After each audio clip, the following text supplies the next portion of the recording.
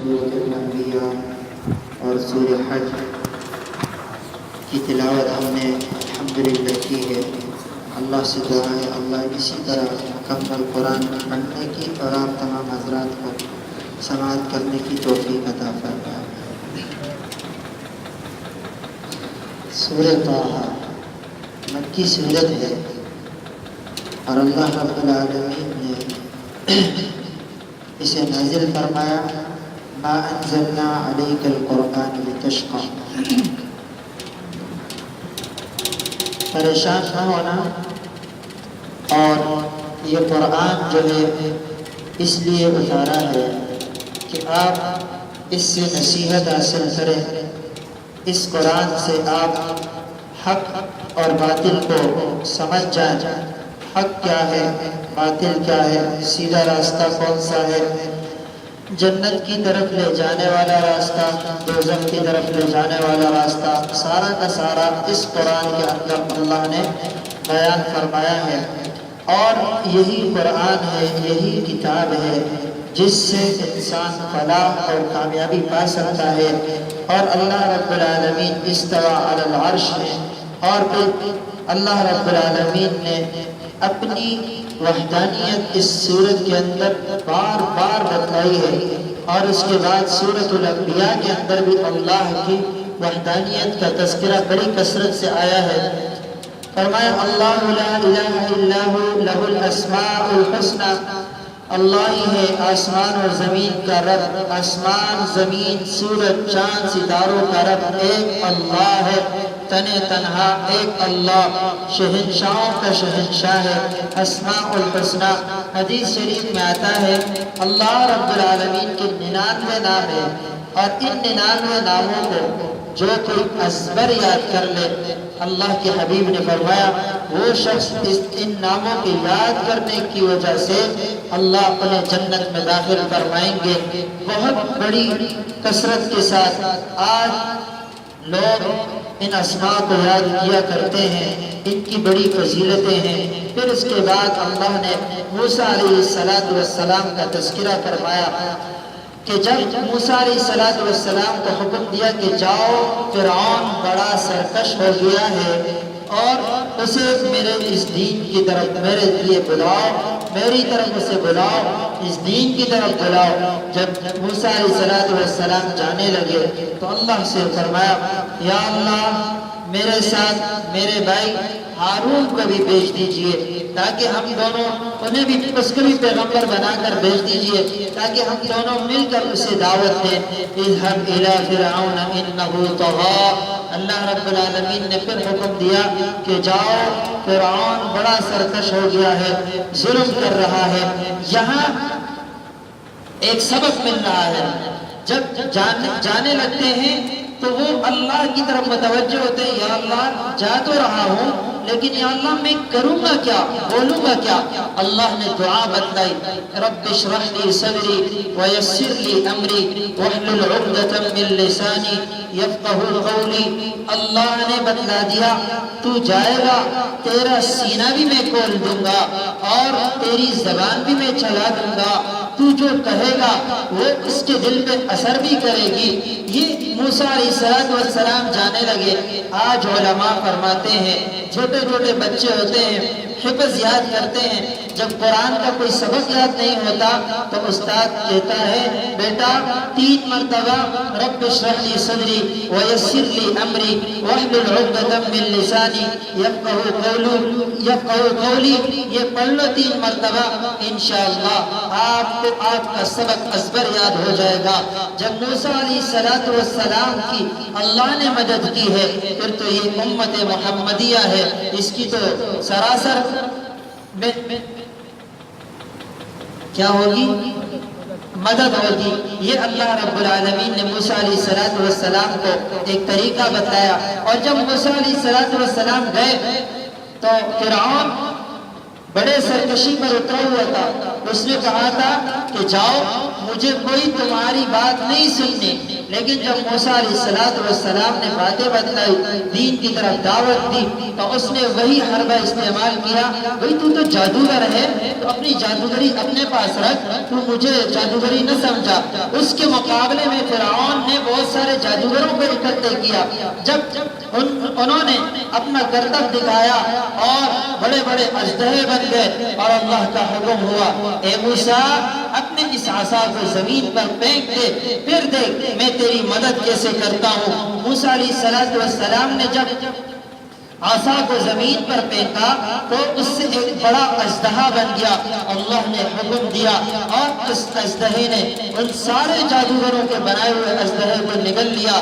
سارے جادوگر سمجھ گئے موسیٰ جادوگر نہیں ہے، واقعتاً سچا نبی ہے، ان کا یہ معجزہ ہے، جادوگر نہیں ہے، اور ہم تو جادوگر ہیں۔ ساروں نے ایک ہی زبان سے ایک ہی وقت میں اور موسیٰ علیہ السلام پر ایمان رکھا۔ فمن ربكما يا موسى قال ربنا الذي اعطى كل شيء خلقه ثم هدى۔ موسیٰ علیہ السلام کے اس معجزے کو دیکھ کر جب انہوں نے ایمان لے آئے تو اب فرعون ان کے خلاف ہو گیا، ان کو مارنے لگا۔ اور پھر جب فرعون نے موسیٰ علیہ السلام بنی اسرائیل کی اس قوم پر بڑا ظلم و ستم کیا، اللہ نے حکم دیا، اے موسیٰ اپنی اس قوم کو لے کر دریائے نیل کی طرف نکل جاؤ۔ جب موسیٰ علیہ السلام اور پوری قوم دریائے نیل کی طرف روانہ ہوئی، اللہ نے اس دریا سے راستہ بنا دیا۔ موسیٰ علیہ السلام اور ان کی پوری قوم جب اس دریا سے گزر گئی، فرعون اور اس کے لشکر جب انہوں نے دیکھا کہ بھی راستہ بنا ہوا ہے، جب وہ نکل سکتے ہیں تو ہم بھی نکل سکتے ہیں، لیکن اللہ کا حکم کچھ اور تھا۔ موسیٰ اللہ کا تھا، فرعون اللہ کا نافرمان تھا۔ فرعون اور اس کے لشکر نے جو ہی اس دریا کے راستے میں قدم رکھا، اللہ نے حکم کر دیا، اللہ نے فرعون اور اس کے پورے لشکر کو غرق کر دیا۔ پھر اللہ رب العالمین نے بتلایا کہ دیکھو جب تم اپنے مردے کو زمین میں قبر میں دفن کرو گے تو کہہ دینا منہا خلقناکم وفیہا نعیدکم ومنہا نخرجکم تارۃ اخری۔ اللہ رب العالمین نے اس کا بھی سبب بتایا۔ اور پھر جب موسیٰ علیہ السلام کو طور پر گئے اللہ سے ہم کلام ہونے، تو سامری ایک شخص تھا جس نے موسیٰ علیہ السلام کے جانے کے بعد ایک بچڑا بنایا، بچڑے، اور ساری قوم سے کہا کہ بھئی اس بچڑے کی عبادت کرو۔ پوری قوم کو اس نے شرک پر ابھارا۔ جب موسیٰ علیہ السلام واپس آئے اور دیکھا کہ یہ کیا ہے، پوری قوم تو بچڑے کی عبادت کر رہی ہے، تو کہا کس نے بنایا؟ تو کہا سامری نے۔ سامری کو بلایا اور کہا کہ یہ کیسے بنایا؟ کہا جب فرشتہ آیا اور وہ دریا کے کنارے پر سے گزر رہا تھا اور جب وہ راستہ بنا رہا تھا، اس وقت وہ اس کے قدموں کے نیچے جو مٹی آئی تھی اس مٹی کو میں نے اٹھایا، اور جب آپ کو طور کی طرف چلے گئے تو میں نے اس مٹی سے نا بچڑا بنا دیا، اس لیے کہ یہ اس بچڑے نے اس مٹی کی وجہ سے یہ بچڑا بنا، اور اس مٹی کی وجہ سے یہ بچڑا بولنے بھی لگا۔ لوگوں نے دیکھا، یہ لوگ سمجھ گئے کہ یہ واقعتاً خدا ہے، یہ کچھ کرنے والا ہے، بچڑا آج بول رہا ہے، تو لوگوں نے اس کی عبادت شروع کر دی۔ موسیٰ علیہ السلام نے سخت بددعا فرمائی۔ میں سمجھتا ہوں آج کے دور تک اتنی سخت بددعا کسی پیغمبر نے، کسی نبی نے کسی کو نہیں دی ہوگی۔ موسیٰ علیہ السلام نے سامری کو جو بددعا دی، اتنی سخت بددعا دی کہ جو سامری کو جو شخص بھی آتا ہاتھ لگاتا، جتنی شدت سے وہ ہاتھ لگاتا، اللہ اتنی تیز اس کا بخار کر دیتے، اس کا جسم اتنا گرم ہو جاتا، اتنی شدت اختیار کرتا کہ وہ آخر کار کہنے لگا ان لک فی الحیات ان تقول لا مساس، مجھ سے دور ہو جاؤ، مجھے چھونا بھی مت۔ اللہ نے اتنا بڑا سخت عذاب دیا کہ اب بچہ بھی اسے غلطی سے ہاتھ لگائے تو وہ آگ کی طرح بڑک اٹھے اور گرم ہو جائے، اور اللہ نے اس عذاب سمیت اسی طرح شدت کے ساتھ پیغمبر کے اس بد دعا کے ساتھ اللہ نے اسے جہنم واصل کیا۔ سامری اسی طرح تباہ و برباد ہوا۔ علماء فرماتے ہیں کہ آپ انبیاء کی بد دعا سے ڈریں، اور پھر فرمایا کہ علماء کی بد دعا سے ڈریں۔ جو شخص علماء کی بد دعا لے لیتا ہے، اللہ اس کے آنے والے 7 نسلوں سے دین کو اٹھا لیتے ہیں۔ بڑا سخت عذاب ہے، اللہ ہم تمام کی حفاظت فرمائے۔ پھر اللہ رب العالمین نے سورۃ الانبیاء کے اندر اللہ رب العالمین نے پہلی آیت میں بتائی، دیکھو لوگوں، قیامت تمہارے قریب آ گئی ہے، لیکن تم بالکل نادان ہو، تم سمجھتے کیوں نہیں؟ ایمان لے آؤ، اچھے کام کر لو، کامیاب ہو جاؤ گے، فلاح پا جاؤ گے، کامیابی اور ترقیاں پالو گے۔ اللہ رب العالمین نے پھر اس کے بعد وَلَهُ مَن فِي السَّمَاوَاتِ وَالْأَرْضِ، پھر اپنی کبریائی، اپنی بڑائی، اپنی وحدانیت کا تذکرہ فرمایا کہ لوگوں، وَمَا خَلَقْنَا السَّمَاءَ وَالْأَرْضَ وَمَا بَيْنَهُمَا لَاعِبِينَ لَوْ أَرَدْنَا أَن نَّتَّخِذَ۔ ان آیات میں اللہ نے مکمل اپنی وحدانیت اور پھر قیامت کا تذکرہ فرمایا ہے کہ ایک رب ہی میں ہوں کہ میں قیامت برپا کر سکتا ہوں۔ اور دیکھو تو صحیح، میں نے کس طرح تمہارے لیے دن کو بنایا، رات کو پیدا کیا، تمہارے لیے والنہار والشمس والقمر، چاند سورج ستارے بنائے، اور ساری کی ساری میری تسبیح بیان کرتی ہیں۔ اور فرمایا کل نفس ذائقۃ الموت ونبلوکم بالشر والخیر فتنہ، ہر جاندار کو موت آنی ہے، چاہے وہ اپنی زندگی میں خیر کے اعمال کرے گا، چاہے وہ اپنی زندگی میں برے اعمال کرے گا، چاہے وہ میری عبادت کرے گا، میرا فرما بردار بنے گا، میرا نافرمان بنے گا، ہر جاندار کو وَإِلَيْهِ تُرْجَعُونَ وَإِلَيْنَا تُرْجَعُونَ، اور ہم انشاءاللہ اللہ کی طرف لوٹیں گے۔ اللہ سے دعا ہے کہ اللہ کی طرف جب ہم لوٹ کر جائیں تو اللہ ہمارا ایمان سلامت رکھے، ایمان کی موت اللہ نصیب کرے۔ اور پھر فرمایا وَيَقُولُونَ مَتَىٰ هَٰذَا الْوَعْدُ إِن كُنتُمْ صَادِقِينَ، لَوْ يَعْلَمُ الَّذِينَ، یہ کفار ہمیشہ جب بھی اللہ نے جہاں پہ بھی پیغمبر کے ذریعے اپنی وحدانیت کا تذکرہ فرمایا تو یہی کفار اٹھے ہیں اور وہ کہنے لگے کہ تم تو جھوٹ بولتے ہو، اگر تم سچے ہو تو بولو نا اللہ سے، اپنے رب سے کہو عذاب لے آئے۔ لیکن اللہ تو بڑے رحیم ہیں، اللہ بڑے غفور ہیں، اللہ جلد باز نہیں ہیں، اللہ تو مہلت دیتے ہیں، لیکن جب مہلت اللہ کی ختم ہو جائے، اللہ کی پکڑ بڑی سخت ہے۔ اللہ جب پکڑنے پر آ جائے تو کوئی دنیا کی طاقت کسی کو بچا نہیں سکتی، لیکن اللہ کی پکڑ بڑی دیر سے آتی ہے۔ اللہ کو مہلت دیتے ہیں، وقت دیتے ہیں کہ اب میرا بندہ سمجھ جائے گا، اب یہ خاموش ہو جائے گا، اپنی نافرمانی سے باز آ جائے گا۔ پھر اللہ رب العالمین نے اس کے تذکرے کے بعد فرمایا کہ ساری چیزوں کا خالق مالک میں ہی ہوں، تم سنتے ہو تو میری وجہ سے سنتے ہو۔ پھر ابراہیم علیہ السلام کا تذکرہ فرمایا کہ جب نمرود نے انہیں آگ میں پھینکا تو اللہ نے حکم دیا کہ آگ میرے ابراہیم کے لیے، میرے خلیل کے لیے ایئر کنڈیشن جیسے بن جاؤ۔ فرمایا کونو یا نار کونی بردا وسلاما علی ابراہیم، فرمایا وہ آگ اس طرح ٹھنڈی ہو گئی، نہ زیادہ گرم تھی نہ زیادہ ٹھنڈ، تاکہ میرے خلیل کو زیادہ ٹھنڈ بھی محسوس نہ ہو اور نہ زیادہ گرمی کی شدت محسوس ہو۔ سبحان اللہ، کیا اللہ کا عجیب کرشمہ تھا، کیا اللہ کی عجیب مدد اور نصرت تھی۔ ابراہیم خلیل اللہ آگ میں ہے، آگ میں مسلح بچھایا، دیکھنے والے تو دیکھ رہے، خلیل ابراہیم کو تو کچھ نہیں ہوا، ابراہیم تو الٹا آگ کے اندر اللہ کی عبادت کر رہے۔ جب آگ سے نکالا گیا، ابراہیم علیہ السلام سے پوچھا، اے ابراہیم بتاؤ تو صحیح، آپ کی پوری زندگی کے سب سے بہترین ایام کون سے تھے؟ کہنے لگے کہ جب نمرود نے مجھے آگ میں پھینکا اور اس آگ کے اندر جو میں نے اللہ کی حمد و ثنا، اللہ کی عبادتیں کی ہے۔ سبحان اللہ، پوری زندگی گزر گئی لیکن ان ایام جیسے ایام مجھے کبھی نہیں ملے۔ ان ایام میں جو اللہ نے مجھے سکون دیا، اللہ نے جو مزہ دیا تھا، سبحان اللہ۔ اللہ والے جو ہوتے ہیں، آپ اللہ کے ہو جائیں، اللہ آپ کا ہو جائے گا۔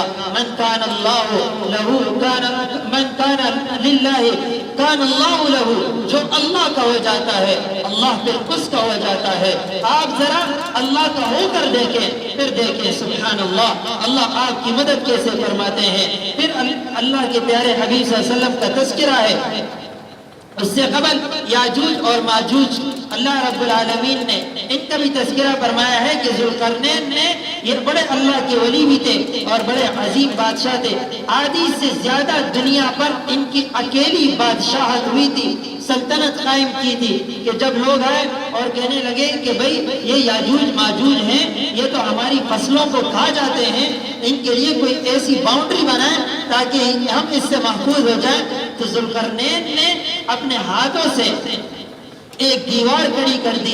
اللہ نے حکم دیا کہ میرے بندے ذوالقرنین نے اس دیوار کو کھڑی کی ہے، آج سے لے کر قیامت تک یہ یاجوج اور ماجوج اس دیوار کو پلانگ کر بھی نہیں آ سکتے، نہ اس دیوار کو توڑ سکتے ہیں۔ قرب قیامت میں یہ یاجوج اور ماجوج جو ہوں گے، قرب قیامت میں یہ آئیں گے اور پھر یہ دوبارہ آ کر لوگوں کے فصلوں کو برباد کریں گے اور اسی طرح نقصان دیں گے۔ اس کا تذکرہ ہوا۔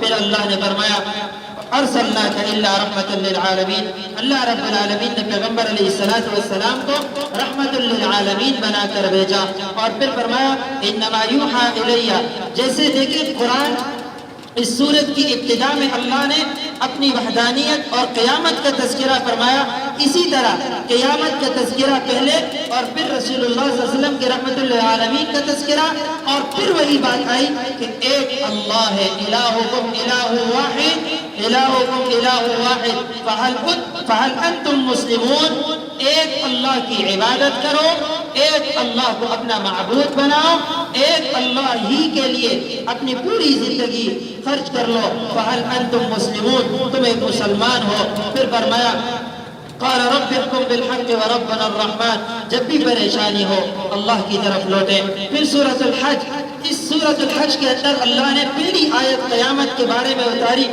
ان زلزلۃ الساعۃ شیء عظیم، فرمایا بڑی سخت شدت کے ساتھ زلزلے کی قوتیں ہوں گی، زلزلے کے جھٹکے ہوں گے۔